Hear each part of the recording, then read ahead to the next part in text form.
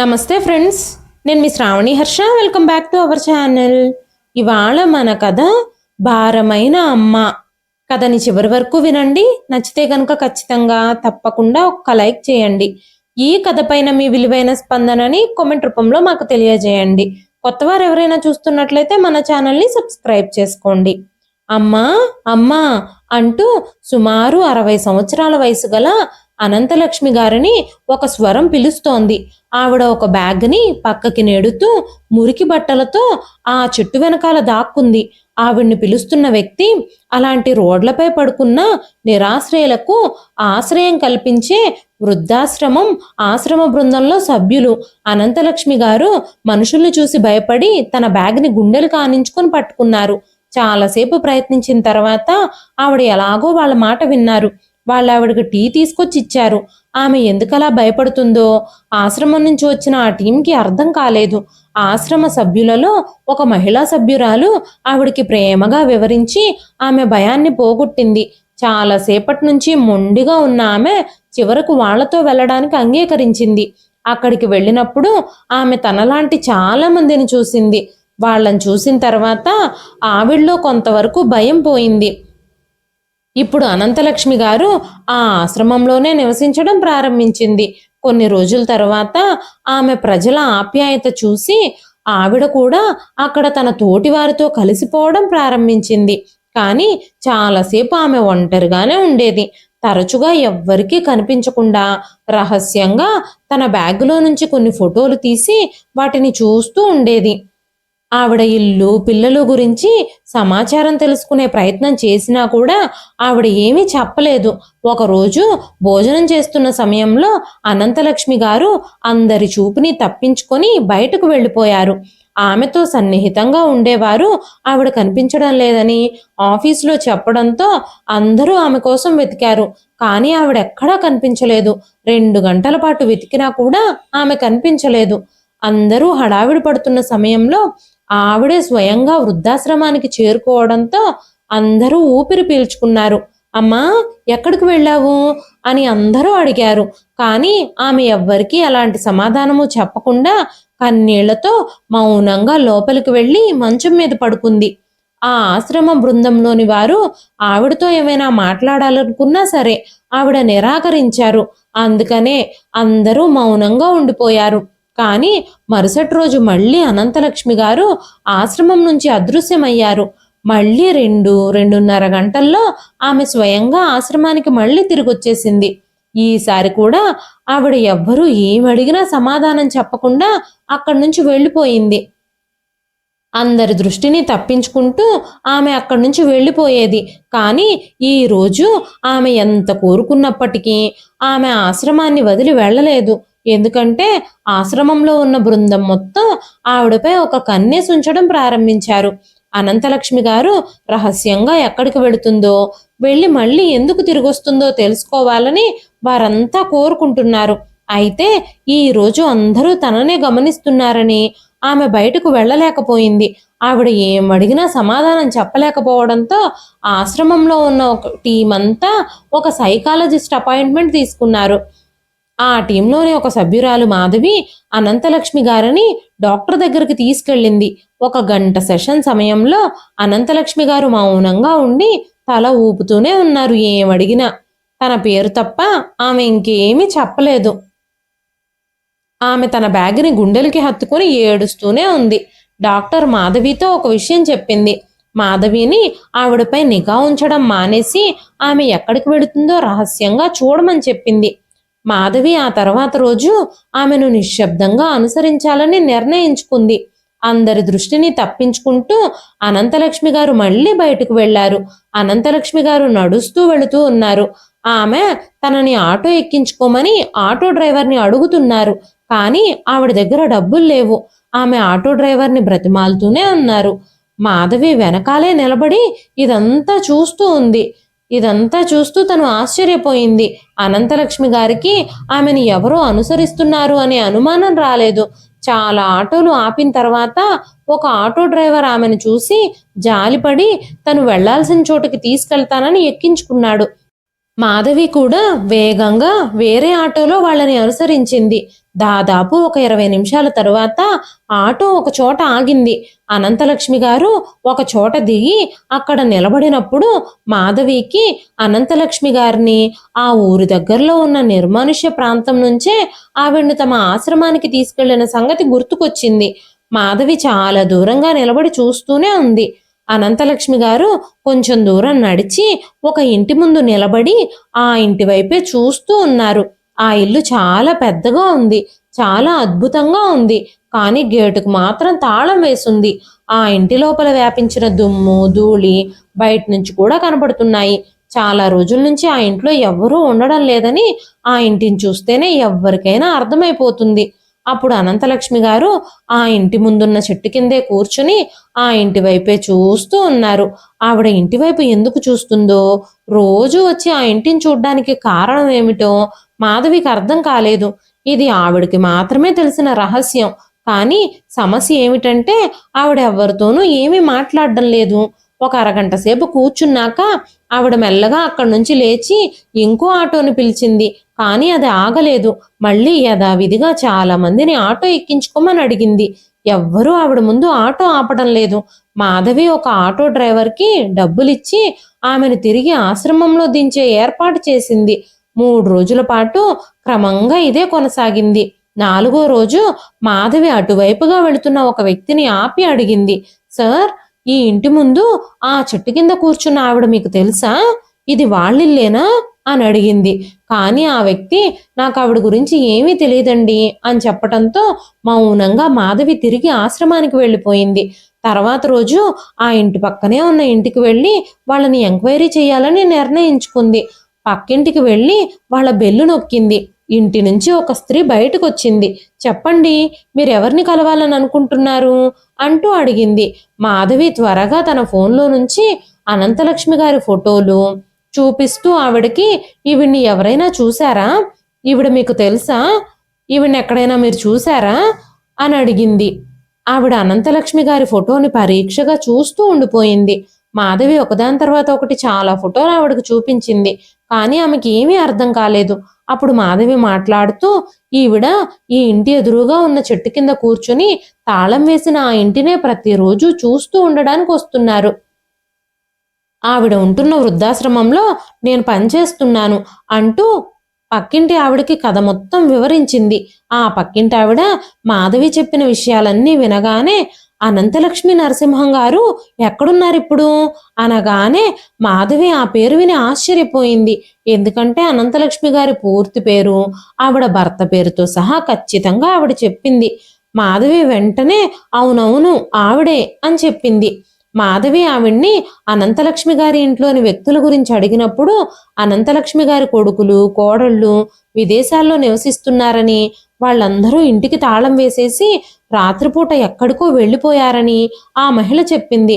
మరుసటి రోజు ఉదయం ఆవిడ ఇంట్లో నుంచి కేకలు వేయడంతో అందరం తాళం పగలగొట్టి ఆమెను బయటకు తీశామని, కానీ ఆమెను తీసుకెళ్లడానికి బంధువులెవ్వరూ రాలేదు. తర్వాత వాచ్మెన్ని పంపించి కొడుకు ఇంటికి తాళం వేయించాడు. అప్పుడు వెళ్ళిపోయిన కొడుకులు ఇప్పటి వరకు తిరిగి రానే లేదు. అందుకే ఆవిడ ఆ ఇంటి ముందే వచ్చి ఆ చెట్టు కిందే కూర్చునుండుంటుంది. ఏదో ఒకరోజు తన పిల్లలు విదేశాల నుంచి తిరిగొచ్చినప్పుడు వాళ్ళని కలుసుకోవచ్చన్న ఆశతో ఆవిడ అలా చేస్తూ ఉండొచ్చు అని చెప్పగానే మాధవి ఆ కథంతా విని షాక్ అయింది.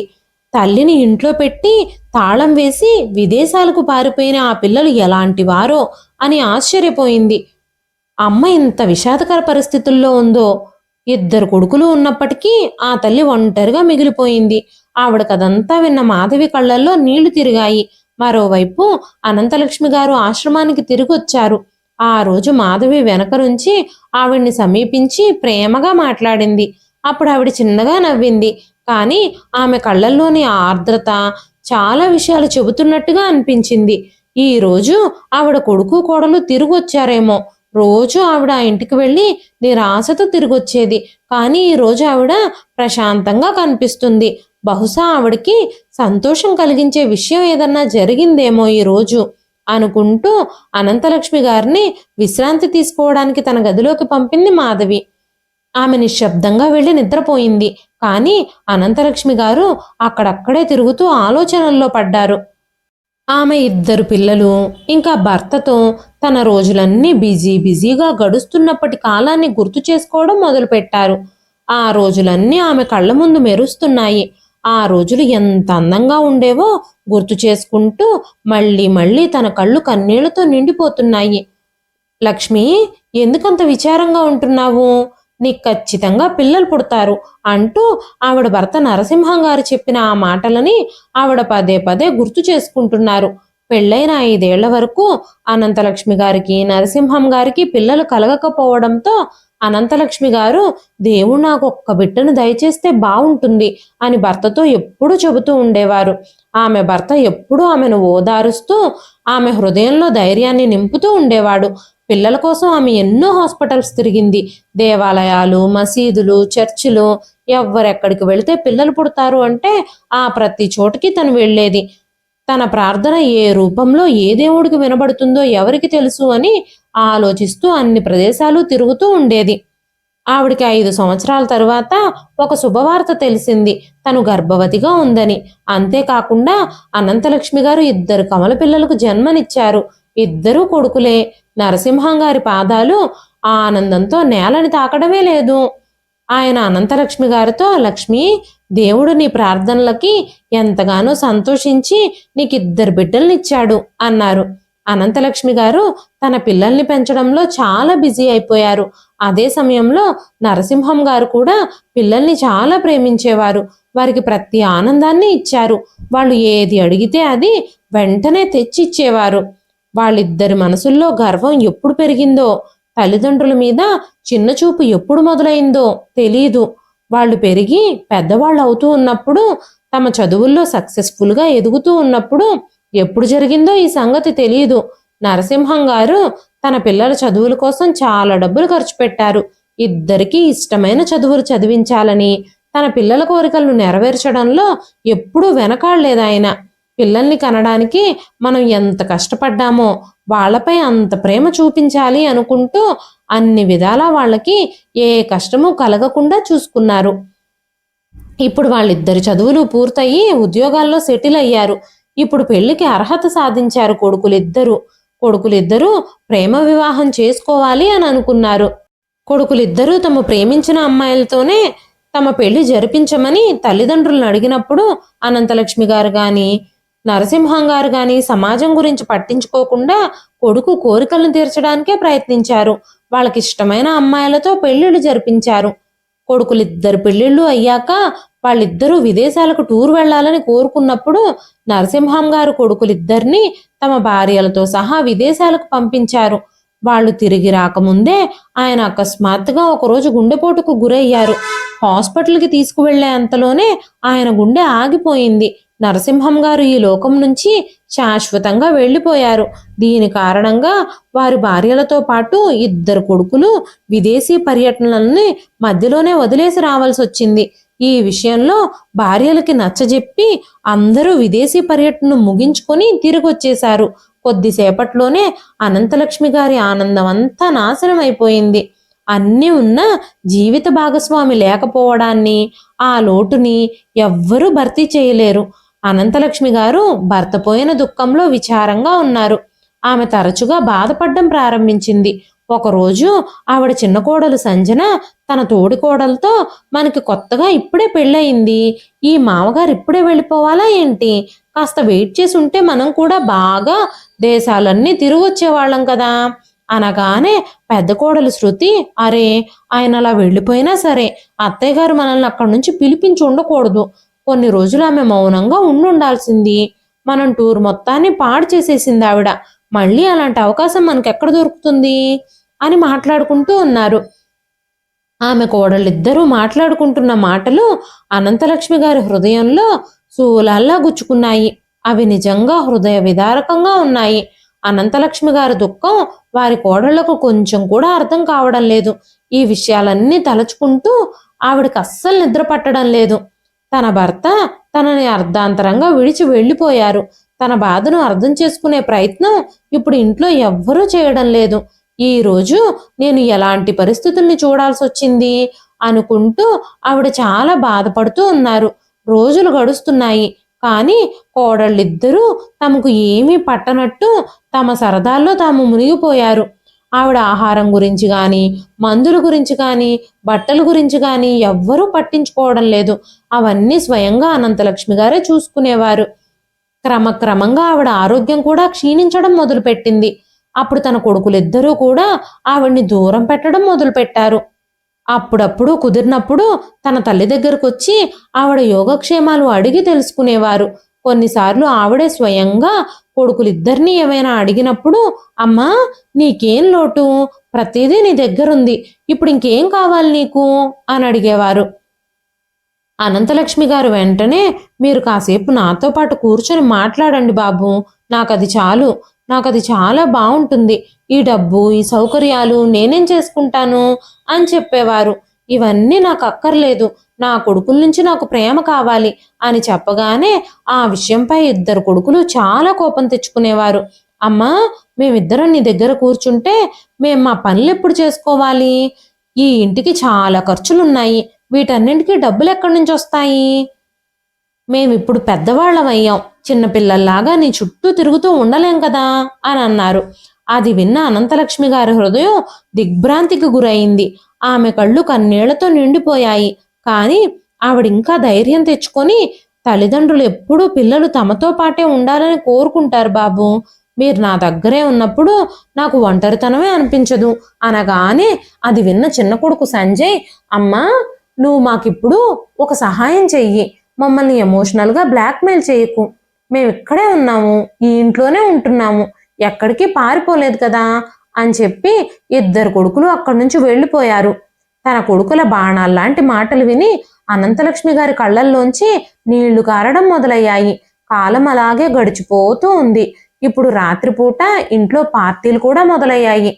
కొడుకులిద్దరూ స్నేహితులను పిలిచి వాళ్లతో కలిసి మద్యం సేవించి, కోడళ్ళిద్దరూ కూడా తమ స్నేహితులతో పొట్టి పొట్టి బట్టలు వేసుకుని డాన్సులు చేసేవారు. తన ఇంటిని ఎప్పుడూ పవిత్రమైన గుడిలా భావించే అనంతలక్ష్మి గారికి ఇదంతా చూసి చాలా బాధ కలిగింది. కొడుకు కోడళ్ల ప్రవర్తన ఆవిడ తట్టుకోలేకపోయింది. దీనిపై ఒకరోజు కొడుకు కోడళ్లతో మాట్లాడినప్పుడు కోడళ్ళిద్దరూ కొడుకులతో, మీరిద్దరూ మీ అమ్మకి అర్థమయ్యేలా చెప్పండి, ఆవిడకిలాగా ఊరికే కూర్చోవడానికి మేమేం ముసలివాళ్ళం కాదు, మాకు నచ్చింది మేం చేస్తాం, మాకు కూడా జీవితాలున్నాయి, మేం మా జీవితాల్ని మా ఇష్ట ప్రకారం జీవించాలి అని అనుకుంటున్నాం అని చెప్పగానే సంజయ్, విజయ్, అమ్మా ఈ విషయాలన్నీ నీకెందుకు, మా పార్టీల విషయంలో మా సరదాల విషయంలో నువ్వు జోక్యం చేసుకోవద్దు, మేం మా ఇష్టం వచ్చినట్టు ఎంజాయ్ చేస్తాము అంటూ అనంతలక్ష్మి గారికి చెప్పారు. ఇది విన్న అనంతలక్ష్మి గారు తన కొడుకులతో, బాబు మీ నాన్నగారు ఎప్పుడూ మద్యం ముట్టుకోలేదు, మరి మీరు ఎవరి దగ్గర నుంచి ఇలాంటి అలవాట్లన్నీ నేర్చుకున్నారు, ఇప్పుడు కొత్తగా మన ఇంటికి వచ్చిన కోడళ్ళు మిమ్మల్ని ఇద్దరినీ కూడా ఇలా మార్చేశారు, వాళ్ళిద్దరికీ వాళ్ళ తల్లిదండ్రులు ఏం నేర్పించారో ఏమో, ఇవే నా పద్ధతులు అనగానే అది విన్న శృతి, విజయ్ మీ అమ్మని మౌనంగా ఉండమను, లేకపోతే పరిణామాలు చాలా దారుణంగా ఉంటాయి అని చెప్పింది. కళ్ళు పెద్దవి చేసి మాట్లాడుతున్న శృతిని చూసి అనంతలక్ష్మి గారికి చాలా కోపం వచ్చింది. ఈ హఠాత్ పరిణామాన్ని ఆవిడ అస్సలు ఊహించలేదు. కానీ ఈ రోజు కోడలి అలాంటి ప్రవర్తనకి ఆవిడ చాలా షాక్ అయింది. ఇప్పుడు ఇలాంటివన్నీ ప్రతిరోజు జరగడం మొదలయ్యాయి. కారణం లేకుండానే శృతి, సంజనాలు ఆవిడపై కోపం పెంచుకున్నారు. వాళ్ళిద్దరూ ఇప్పుడు ఇంటి మొత్తం బాధ్యతని అనంతలక్ష్మి గారి భుజాల మీదే వేసేశారు. ఇద్దరూ కొన్నిసార్లు ఇంట్లో కిట్టి పార్టీలు జరుపుకునేవారు. వాళ్ల కోసం వచ్చిన స్నేహితులందరి ముందు తమ అత్తగారిని ఎగతాళి చేసేవారు. మద్యం సేవించి ఆవిడ ముందు డాన్సులు చేస్తూ అందరి ముందు ఆవిడని అవమానించేవారు. అనంతలక్ష్మి గారు తన కొడుకులకు చెప్పడానికి చాలాసార్లు ప్రయత్నించారు. కానీ ఆవిడ ఏమీ మాట్లాడకముందే కొడుకులిద్దరూ ఆవిడ్ని మౌనంగా ఉండమని ఆవిడ నోరు మూయించేసేవారు. ఇప్పుడు అనంతలక్ష్మి గారి అదృష్టం దారుణంగా మారిపోయింది. ఆమె భర్త ఎప్పుడూ ఆమెను రాణిలా చూసుకునేవాడు. ఎప్పుడూ ఆవిడతో గొంతు కూడా పెంచి మాట్లాడిందే లేదు. అయితే కొడుకులు కోడళ్ళు కలిసి ఆమెను ఇంటి పని మనిషిని చేసేశారు. ఇప్పుడు కోడళ్ళిద్దరూ చిన్న చిన్న సమస్యలకైనా ఆవిడపై చేతులెత్తేవారు. కానీ కొడుకులు ఏమీ మాట్లాడేవారు కాదు. ఇక అనంతలక్ష్మి గారు నిస్సహాయంగా రోధిస్తూ రోజులు గడుపుతూ ఉన్నారు. ఆమె తన భర్తను గుర్తు చేసుకుంటూ కాలం గడిపింది. మీరు నన్ను వదిలిపెట్టి వెళ్ళిపోయారు, లేకపోతే ఇదంతా నాకు జరిగేదే కాదు అని బాధపడేవారు. కానీ చనిపోయే ముందు నరసింహం గారు అనంతలక్ష్మి గారి కోసం చాలా చేశారు. ఇంటిని, ఆస్తిని అంతా అనంతలక్ష్మి గారి పేరు మీదే రాసిచ్చారు. కానీ అప్పటికే తన కొడుకులిద్దరూ ఆవిడ నుంచి అన్ని పేపర్లు లాగేసుకున్నారు. నిస్సహాయురాలైన ఆవిడ ఇంకా ఏం చేయగలదు? కానీ ఒకరోజు ఆవిడ కలలో కూడా ఊహించని సంఘటన జరిగింది. ఉదయం 7 గంటలకి ఆవిడ నిద్ర మేల్కొని చూసేసరికి ఇంట్లో ఎవ్వరూ కనిపించలేదు. ఇంట్లో అన్ని గదులు వెతికింది, కానీ ఇంట్లో అంతా నిశ్శబ్దం నెలకొంది. ఇంట్లో ఎవ్వరూ లేరు. తెల్లవారుజామునే అందరూ ఇంటి నుంచి ఎక్కడికో వెళ్ళిపోయారు. ఇంట్లో ఎవరూ కనిపించకపోవడంతో ఆమె ఆశ్చర్యపోయింది. ఆవిడ తన కొడుకుల్ని పిలిచినా కూడా ఎవ్వరూ పలకలేదు. ఫోన్ కోసం వెతికితే ఫోన్ కూడా ఎక్కడా కనిపించలేదు. నిశ్శబ్దంగా వెళ్ళి తన గదిలో కూర్చుంది. అలా 11 గంటలైపోయింది. కొడుకులు, కోడళ్ళు ఏదైనా పార్టీకో ఫంక్షన్కో వెళ్ళారేమో, తిరిగొస్తారులే అని ఎదురు చూస్తూనే ఉంది. సాయంత్రం వరకు ఎవ్వరూ రాలేదు. మళ్ళీ ఇల్లంతా తిరిగి చూసింది. కొడుకుల గదుల్లోకి వెళ్ళినప్పుడు అల్మారాలన్నీ తెరిచి ఉండడంతో పాటు వారి వస్తువులన్నీ కనిపించకపోవడంతో అదంతా చూసిన ఆవిడకి చాలా వింతగా అనిపించింది. కానీ ఆవిడ తన కొడుకుల కోసం ఎదురు చూస్తూనే ఉంది. నిశ్శబ్దంగా కొడుకులు వస్తారేమోనని ఎదురు చూస్తూ ఉంది. రాత్రి కావస్తున్న కొద్దీ అనంతలక్ష్మి గారికి భయం కూడా పెరిగింది. చీకటి పడుతూ ఉండడంతో ఆవిడ ఇంట్లో లైట్లు వేయడానికి ప్రయత్నించినప్పుడు లైట్లలో ఒక్క లైట్ కూడా వెలగలేదు. ఇదంతా ఉద్దేశపూర్వకంగా జరిగిందా లేక అనుకోకుండా జరిగిందా అని ఆవిడిప్పటికీ నమ్మలేకపోతుంది.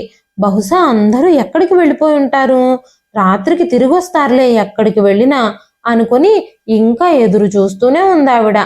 ఇంట్లో ఏ లైటు వెలగకపోవడంతో బయటకు వెళ్ళి ఫ్యూజ్ ఏమైనా పడిపోయిందేమో చెక్ చేద్దామని అనుకున్నప్పుడు బయట నుంచి తాళం వేసి ఉండడంతో ఆవిడ ఇంట్లో నుంచి బయటకు వెళ్ళలేకపోయింది. ఎవరికైనా కాల్ చేద్దామంటే ఫోన్ కూడా లేదు. రాత్రంతా ఆ చీకట్లోనే ఉండిపోయిన అనంతలక్ష్మి గారు ఉదయం వరకు ఎవ్వరూ లేని ఆ ఇంట్లో బిక్కుబిక్కుమంటూ గడిపారు. తొందరలోనే వచ్చేద్దామని తలుపులు వేసి ఎక్కడికో వెళ్ళిపోయినట్టున్నారు కొడుకులు, కోడళ్ళు. బహుశా ఆలస్యం అయిపోయి ఉండుండొచ్చు అనుకున్నారు. కానీ తెల్లవారి ఎంతసేపైనా ఎవ్వరూ రాకపోవడంతో భయం కారణంగా ఆవిడకి ఊపిరి ఆడడం లేదు. ఆవిడ లోపల నుంచి ఎవరైనా సహాయం చేస్తారేమోనని అరవడం ప్రారంభించింది. కానీ తలుపులు, కిటికీలు అన్నీ మూసుండడంతో ఆ ఇంటి గురించి ఎవ్వరూ పట్టించుకోలేదు. ఇంటి బయట కూడా తాళం వేసి ఉండడంతో ఆ ఇంటి వైపు ఎవ్వరూ కన్నెత్తి కూడా చూడడం లేదు. ఇంట్లో ఎవ్వరూ ఉండుండర్లే అని అందరూ అనుకుంటున్నారు. అయితే మధ్యాహ్నం సమయంలో పక్కింటి ఆవిడికి ఆ ఇంట్లో నుంచి అరుపులు వినబడ్డంతో ఏదో అనుమానం వచ్చి ఇంటి దగ్గరకు వచ్చింది. అప్పుడు అనంతలక్ష్మి గారు గట్టిగా అరుస్తున్నారు. నేను ఇంట్లో తాళం వేసేసి ఉన్నాను, దయచేసి ఎవరైనా నన్ను బయటకు తీసుకెళ్ళండి, ఇల్లు బయట నుంచి లాక్ చేసి ఉంది, నేను బయటకు రావడానికి వీలు కావడం లేదు అంటూ అనంతలక్ష్మి గారు గట్టిగా అరుస్తున్నారు. నన్ను రక్షించండి అని చెప్పి ఆవిడ పెద్దగా అరుస్తుంది. ఆ పక్కింటి ఆవిడ వెంటనే చుట్టుపక్కల వాళ్ళందరినీ పిలిచి ఎలాగోలాగా తాళం బద్దలు కొట్టి ఆమెను బయటకు తీసుకొచ్చారు. ఏం జరిగిందని ఎంతమంది అడిగినా కూడా ఆవిడ ఎవ్వరితోనూ ఏ విషయమూ చెప్పలేదు. చుట్టుపక్కల జనాలందరూ మాట్లాడుకుంటున్న మాటలు విని ఆవిడ గుండె తరుక్కుపోయింది. కన్న తల్లిని ఇంట్లో తాళం వేసి పడేసి కొడుకులిద్దరూ ఎలా వెళ్ళిపోయారు అని ఒకరు అంటున్నారు. ఇదంతా తెలియకుండా జరిగింది కాదు, ఆమెను ఎలాగైనా చంపేసి వదిలించుకోవాలనే అందరూ ఇలా చేసి వెళ్ళిపోయారు అన్నారు కొందరు. అప్పుడు ఆ జనంలో ఉన్న ఇంకొక అతను కొద్ది రోజుల క్రితమే వినోద్ కెనడా వెళుతున్నాడని తన స్నేహితులతో చెప్పడం నేను విన్నాను అనగానే ఆ మాటలు విని అనంతలక్ష్మి గారి గుండె చెలించిపోయింది. నన్ను వదిలి కొడుకులు అంత దూరం కెనడాకి ఎలా వెళ్ళిపోతారు అని ఆవిడ ఆలోచించడం మొదలుపెట్టింది. వెళ్ళినా కూడా కనీసం నాకు చెప్పనైనా చెప్పలేదు.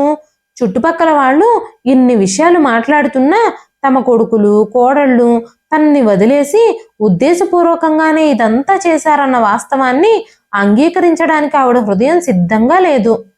అనంతలక్ష్మి గారు తన ఇంటి నుంచి బయటకు వచ్చిన వెంటనే కొడుకులు వాచ్మెన్కి ఫోన్ చేసి ఇంటికి తాళం వేయమని చెప్పారు. ఇంటికి తాళం వేసి ఉండడంతో అనంతలక్ష్మి గారు కొన్ని రోజులు ఆ ఇంటి ముందుంటున్న చెట్టు కిందే వేచి చూశారు. చాలా రోజులు తిండి లేక రోడ్ల మీద తిరుగుతున్న అనంతలక్ష్మి గారిని వృద్ధాశ్రమానికి సంబంధించిన కొంతమంది జాలిపడి ఆశ్రమానికి తీసుకెళ్లారు. ఆ వృద్ధాశ్రమం నుంచి రోజు ఆవిడ తన ఇంటిని చూసేందుకు వచ్చేవారు. తన కొడుకులేమైనా తిరిగొచ్చారేమో, కొడుకులు కనిపిస్తారేమోనని ఆశగా చూస్తూ ఉండేవారు. కొడుకులు కోడళ్ళు విదేశాల నుంచి తిరిగొస్తే ఆవిడ తన ఇంటికి తిరిగి వెళ్ళిపోవచ్చు అన్న ఆశతో కొడుకుల కోసం రోజు వెతుకుతూనే ఉండేది. అనంతలక్ష్మి గారికి ఇంత పెద్ద ద్రోహం జరిగినా కూడా ఆవిడ దాన్ని అంగీకరించడానికి సిద్ధంగా లేదు. ఆవిడ మాతృహృదయం అలాంటిది. మరి మంచం మీదే పడుకుని అనంతలక్ష్మి గారు ఆ రోజుల్ని గుర్తు చేసుకుంటూ ఆలోచనల్లో కూరుకుపోయారు. ఈ రోజు ఆవిడ కళ్ళ నుంచి కన్నీళ్లు ఆగడమే లేదు. వాళ్ళు ఎంత చెడిపోయినా తన కొడుకులు అలాంటి పని చేసి ఉండరని ఆవిడ ఇంకా నమ్ముతూనే ఉంది. మాధవి కూడా మంచం మీద పడి ఏడుస్తూ ఉంది. ఈ కథంతా ఆమెకు తెలియకపోయినా ఆవిడ బాధ గురించి ఆమెకు తెలిసినంత వరకు తెలుసు. అర్థం చేసుకోవడానికి తక్కువేమీ లేదు. ఆవిడ దగ్గరకు వెళ్ళి అనంతలక్ష్మి గారితో, నేను మిమ్మల్ని మీ కొడుకులతో మాట్లాడించగలను, మీరు వాళ్ళతో మాట్లాడాలనుకుంటున్నారా? నేను మీ పక్కింటి ఆవిడ దగ్గర మీ కొడుకు ఫోన్ నెంబర్ తీసుకొచ్చాను అంది. మాధవి మాటలు విన్న అనంతలక్ష్మి గారు త్వరగా లేచి కూర్చుని, నిజంగా నువ్వు నా పిల్లలతో నన్ను మాట్లాడించగలవా? వాళ్ళని నేను చాలా మిస్ అవుతున్నాను. వాళ్ళతో మాట్లాడితే నువ్వు నాకు చాలా ఉపకారం చేసిన దానివి అవుతావు. నేను రోజు మా ఇంటికి వెళుతున్నాను, కానీ నాకు ఎవ్వరూ కనిపించడం లేదు. ఇప్పటికి కూడా మా ఇల్లు తాళం వేసే ఉంది అనగానే మాధవి ఆ రోజు ఆవిడ రోడ్ల మీద తిరుగుతుందని వృద్ధాశ్రమానికి సమాచారం అందించిన ఫోన్ నెంబరు ఆవిడ ఇద్దరు కొడుకుల్లో ఒక్కరిది అని భావించింది మాధవి. ఎందుకంటే తను చెక్ చేసినప్పుడు ఆ నెంబర్ ఇంటర్నేషనల్ నెంబర్ అని తేలింది. అనంతలక్ష్మి గారి ఏడుపు చూసి మాధవి గుండె తరుక్కుపోయింది. ఆవిడ రాత్రి నిద్రపోయే వరకు వేచి ఉండి ఆ నెంబర్కి డయల్ చేసి చూసింది. ఒక అతను ఫోన్ తీయగానే, మీ పేరు విజయ అని అవతల వ్యక్తిని అడిగింది. అవును, నేను విజయ్నే, నేనే మాట్లాడుతున్నాను, చెప్పండి మీకేం కావాలి అన్నాడు అవతల వ్యక్తి. అప్పుడు మాధవి, మీ అమ్మగారు చనిపోయారు, ఇప్పుడు మమ్మల్ని ఏం చేయమంటారు? మీరు ఆవిడ అంత్యక్రియల కోసం భారతదేశానికి తిరిగి వస్తారా లేదా అని అడగగానే మాధవి మాటలు వింటున్న అనంతలక్ష్మి గారికి చాలా కోపం వచ్చింది. ఆవిడ కోపంగా మాధవి వైపు చూసింది. కానీ ఆవిడ కోపం ఇంకాస్త ఎక్కువ అవ్వకముందే అవతల నుంచి విజయ్ గొంతు వినిపించింది. మేమిప్పుడు ఇండియాకి ఆవిడ కోసం తిరిగి రాలేము, మీరు ఎవరైనా చేసేయండి ఆవిడకి చివరి కార్యక్రమాలు. లక్షలు విలువైన నా ఉద్యోగాన్ని, నా మీటింగ్లన్నింటినీ క్యాన్సిల్ చేసుకొని ఆ ముసలావిడ కోసం నేను అంత్యక్రియలు చేయడం కోసం నేను ఇప్పుడు భారతదేశానికి తిరిగి రాలేను, నాకు అంత టైం కూడా లేదు అంటూ ఉన్నప్పుడు అప్పుడు వెనక నుంచి మరో గొంతు వినిపించింది. డబ్బు గురించి మీరు ఏమీ ఇబ్బంది పడొద్దు, మీకు కావలసినంత డబ్బు ఆ కార్యక్రమాలు జరిపించడానికి మేము ఇస్తాము అంటూ పెద్ద కొడుకు సంజయ్ చెప్తున్నాడు. ఇదంతా విన్న అనంతలక్ష్మి గారు తన కొడుకుల ఇద్దరి మాటల్ని తట్టుకోలేక స్పృహ తప్పిపోయింది. ఈ మాటలన్నీ వింటూ ఉంటే ఆవిడికి కరెంట్ షాక్ తగిలినట్టు అనిపించింది. ఇదంతా తన సొంత కొడుకు నుంచి వినడం ఆవిడికి ఊహించని షాకే. ఇద్దరిని ఎంతో కష్టపడి కానీ పెంచి కొడుకుల కోసమే సర్వస్వము దారబోసిన ఆ తల్లి ఈ రోజు ఇలాంటి పరిస్థితి చూడాల్సి వచ్చింది. ఈ రోజు వరకు ఆమె తన కొడుకుల గురించి ఎప్పుడూ ఇలా ఆలోచించనే లేదు. వాళ్ళు తనని తీసుకెళ్లడానికి ఖచ్చితంగా వస్తారని ఆవిడ తన కొడుకుల కోసం ఎదురు చూస్తూనే ఉంది. అయితే ఈ రోజు అనంతలక్ష్మి గారికి కొత్త గాయం తగిలినట్టయింది. ఆశ్రమంలో పనిచేసే వాళ్ళందరూ ఆమెను తన గదికి తీసుకెళ్లి ఆవిడ ముఖంపై నీళ్లు చల్లారు. కొంతసేపటికి అపస్మారక స్థితిలో ఉన్న ఆవిడ హఠాత్తుగా లేచి కూర్చుని ఏడవడం మొదలుపెట్టింది. చాలా రోజుల నుంచి ఎవ్వరితోనూ ఒక్క మాట కూడా మాట్లాడకుండా మౌనంగా ఉన్న అనంతలక్ష్మి గారు ఈ రోజు అలా పెద్దగా ఏడవడంతో ఆశ్రమంలో ఉన్న వాళ్ళందరూ ఆశ్చర్యపోయారు. సంజయ్, విజయ్, మీరు మీ తల్లి విషయంలో ఈ విధంగా ఎలా చేయగలరు? మీరు మీ తల్లికి ఇంత ద్రోహం చేస్తారా అంటూ ఆవిడ ఏడవడం మొదలుపెట్టారు. ఆమె గంటల తరబడి ఏడుస్తూనే ఉంది. అందరూ వచ్చి ఆవిడ్ని ఓదారుస్తూ ఉన్నారు. ఈ విషయం జరిగిన తర్వాత మాధవి ఆవిడికి ఎలాగైనా న్యాయం చెయ్యాలనుకుంది. తన భర్త తన పేరు మీద రాసిన తన వాటాను కూడా ఆవిడికి ఎలాగైనా తిరిగి ఇప్పించాలనుకుంది. వెంటనే మాధవి ఒక ప్రణాళికను సిద్ధం చేసింది. అనంతలక్ష్మి గారికి ఆ ప్లాన్ గురించి చెప్పి ఆవిడ్ని చాలా బతిమాలి ఒప్పించి పోలీస్ స్టేషన్కి తీసుకెళ్ళింది. అక్కడికి వెళ్ళిన తర్వాత తన కొడుకులిద్దరూ తనని హత్య చేయాలనుకుంటున్నారని, అందుకే ఇంట్లో బంధించి విదేశాలకు పారిపోయారని తన కొడుకులిద్దరిపై కంప్లైంట్ ఇప్పించింది. పోలీసులు కూడా ఒక ఉపాయం కనిపెట్టారు. ఎఫ్ఐఆర్ రాసిన తర్వాత వాళ్ళిద్దరికీ ఫోన్ చేసి మీ అమ్మ చనిపోయిందని, అనంతలక్ష్మి గారి భర్త తన పేరు మీద ₹1,00,00,000 ఎఫ్డీలో ఉంచారని, చివరి వరకు ఎవరైతే తన తల్లికి హృదయపూర్వకంగా సేవ చేస్తారో ఆ డబ్బు ఆ కొడుకుకే దక్కుతుందని ఆ లేఖలో రాసుందని లాయర్ చెప్పారు. ఆ వార్త వినగానే కొడుకు కోడళ్ళిద్దరూ ఆశ్చర్యపోయారు. ఇప్పటి వరకు ఆ ₹1,00,00,000 గురించి కొడుకులిద్దరిలో ఎవ్వరికీ తెలియదు. వెంటనే విజయ్ భార్య శృతి, సంజయ్ భార్య సంజన చెప్పారు, మన వీసాలన్నీ ప్రాసెసింగ్లో ఉన్నాయి, ఇప్పుడు మనం ఇండియాకు వెళితే తిరిగి కెనడా రాలేము అనుకున్నారు. కానీ లాయర్ చెప్పిన ₹1,00,00,000 గురించి వినగానే వాళ్ళిద్దరికీ పిచ్చి పట్టినట్టయింది. అయితే ఇది అబద్ధమా నిజమా అని కూడా ఆలోచించకుండా ఇండియా రావడానికి బయలుదేరారు. అప్పుడు పోలీసులు ఆవిడికి అంత్యక్రియలు చేసేస్తే మనకు ఆ డబ్బులు లభించవు, తొందరగా టికెట్లు బుక్ చేసుకోండి అంటూ శృతి చెప్పింది. వాళ్ళకు సంబంధించిన గుర్తింపు కార్డులన్నీ తీసుకొని ఇండియాకు బయలుదేరారు. సంవత్సరం పాటు అనంతలక్ష్మి గారిని రోడ్ల మీద, అనాథాశ్రమంలో వదిలేసిన కొడుకులు ఇప్పుడు డబ్బు కోసం కొడుకులు కోడళ్ళు ఇండియాకు బయలుదేరారు. విజయ్, సంజయ్ వచ్చి పోలీసుల్ని సంప్రదించక అక్కడ అందరూ ఉన్నారు. పోలీసులు సమాచారం అందించడంతో కొడుకు కోడళ్ళు వృద్ధాశ్రమానికి చేరుకున్నారు. నేలపై తెల్లటి బెడ్షీట్ చుట్టి ఉన్న తల్లిని చూసి కొడుకులిద్దరూ ఆమె కాళ్లపై పడి ఏడవసాగారు. అమ్మా, మమ్మల్ని ఎందుకు విడిచిపెట్టి వెళ్ళిపోయావు? నువ్వు కెనడాలో ఉండడానికి మేము అన్ని ఏర్పాట్లు చేసి వస్తున్నాము. మీకు పుట్టినరోజు నాడు సర్ప్రైజ్ ఇవ్వాలి అని అనుకుంటున్నాం. కాబట్టి ఈ విషయాలేవీ మీకు చెప్పకుండా నిన్ను వదిలేసి వెళ్ళిపోయాము అంటూ కొడుకులిద్దరూ ఓసరవల్లిలాగా రంగులు మార్చి అందరి ముందు మంచి పేరు తెచ్చుకోవడం కోసం ఏడవడం మొదలుపెట్టారు. ఇదంతా చూసిన మాధవి డబ్బు మీద దురాశతో విదేశాల నుంచి కుక్కల్లా ఎలా పరిగెత్తుకొచ్చారో అనుకుంటూ లోపలే నవ్వుకుంది. వెంటనే లాయరు, మీరిద్దరూ ఇక్కడ సంతకం చేస్తే ఆ ₹1,00,00,000 మీ ఇద్దరికీ సమానంగా పంచబడుతుంది అనగానే కొడుకులిద్దరూ అత్యాశతో కళ్ళు మూసుకుపోయి ఒక్కసారి కూడా ఆ పేపర్లు చదవకుండానే, ఆ పేపర్లలో ఏముందో కూడా అర్థం చేసుకుండానే ఆ కాగితాలపై గబగబా సంతకాలు చేసేశారు. వాళ్ళిద్దరూ సంతకాలు చేయగానే అనంతలక్ష్మి గారు ఒక్కసారిగా లేచి నిలబడ్డారు. అనంతలక్ష్మి గారి రూపాన్ని చూసి కొడుకులిద్దరూ కోడళ్ళిద్దరి కింద కాళ్ళ కింద భూమి జారిపోయింది. విజయ్, అమ్మా, నువ్వు బ్రతికే ఉంటే ఇంత డ్రామా చేయాల్సిన అవసరం ఏమిటి అనగానే విజయ్ చెంప చెళ్ళుమనిపించారు అనంతలక్ష్మి గారు. పనికిరాని మీలాంటి పిల్లలకి అర్థమయ్యే భాష ఇదే. ఓ సంవత్సరం పాటు మీకోసం ఇంటికింటికి తిరుగుతూనే ఉన్నాను, కానీ మీకు అమ్మపై కనీసం జాలి కూడా కలగలేదు. కానీ డబ్బు పేరు వినగానే మీరు వెంటనే పరిగెత్తుకుంటూ వచ్చేశారు అనగానే పోలీసులు కూడా ఆ నలుగురు పైన చర్యలు తీసుకున్నారు. ఏడాది తర్వాత తనని ఇంట్లో బంధించి వెళ్ళిపోయిన కొడుకులిద్దరూ అత్యాశతో ఎదురుగా నిలబడి కనిపించారు. ఇన్ని రోజులు కొడుకులిద్దరూ విదేశాల నుంచి తిరిగి వచ్చినప్పుడు కొడుకులు ఆవిడ్ని చాలా ప్రేమగా దగ్గరికి తీసుకుంటారని భావించింది ఆవిడ. కానీ వాళ్లే ప్లాన్ చేసి ఆవిడ నా ఇంట్లో వదిలేసి వెళ్ళిపోయారని తెలియగానే అనంతలక్ష్మి గారు కొడుకులతో, మీరు ఎలాంటి పిల్లలు, మీరు మీ తల్లిని చావమని వదిలేశారు, మీ హృదయంలో కనీసం కనికరం కూడా లేదా? మీ అమ్మని తమ వెంట తీసుకెళ్లి ఆశ్రయం ఇచ్చిన ఈ ఆశ్రమ వాసులకి కనీసం కృతజ్ఞతలైనా చెప్పండి, లేకుంటే మీ అమ్మ రోడ్డున పడి ఉండేది. ఇలాంటి సిగ్గులేని వ్యక్తులకి కెనడాలో నివసించే అర్హత కూడా లేదు అంటూ పోలీసులు కెనడా గవర్నమెంట్తో మాట్లాడి వాళ్ళ వీసాలను క్యాన్సిల్ చేయించేశారు.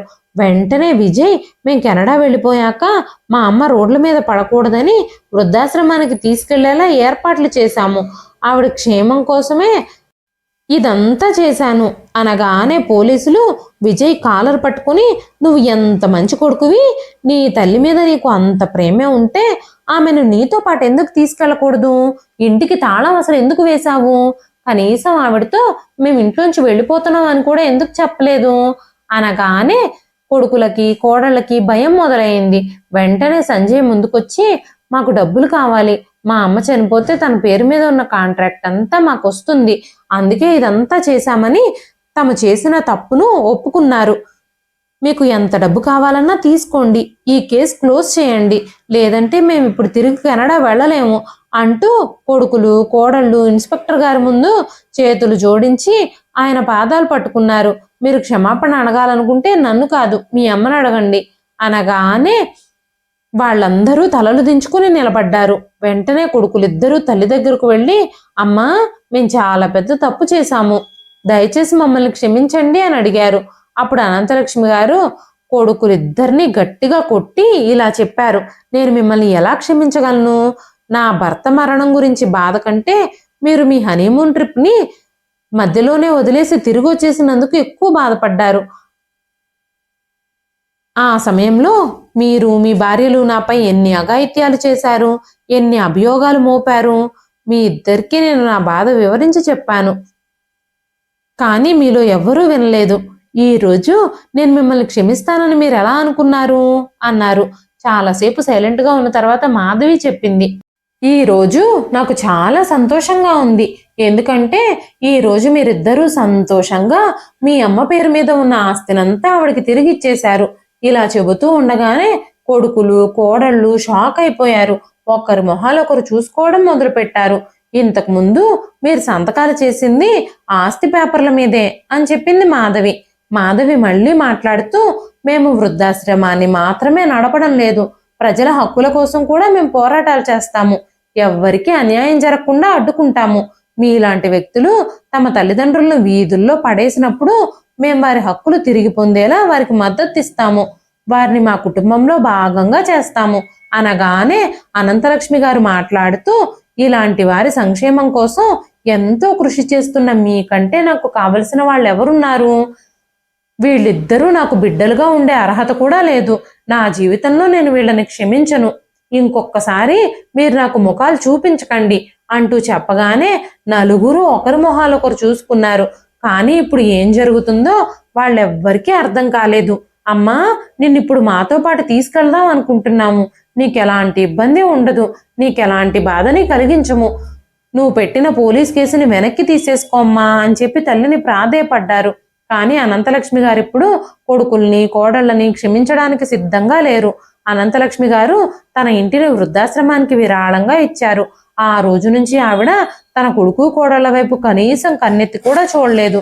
తన కొడుకు కోడళ్ళని విడిచిపెట్టినప్పుడు ఆ వృద్ధాశ్రమంలో ఉన్న వాళ్ళందరినీ ఆవిడ తన కుటుంబంగా భావించడం మొదలుపెట్టింది. ఇదండి ఈ రోజు కథ. ఈ కథ మీకు ఎలా అనిపించింది? కథ నచ్చితే ఒక్క లైక్ చేయండి. ఈ కథ పైన మీ విలువైన స్పందనని కామెంట్ రూపంలో మాకు తెలియజేయండి. మరెన్నో ఇలాంటి ఇంట్రెస్టింగ్ కథల కోసం మన ఛానల్ని సబ్స్క్రైబ్ చేసుకోండి. మరొక మంచి కథతో రేపు మళ్ళీ కలుస్తానండి. అంతవరకు సెలవు.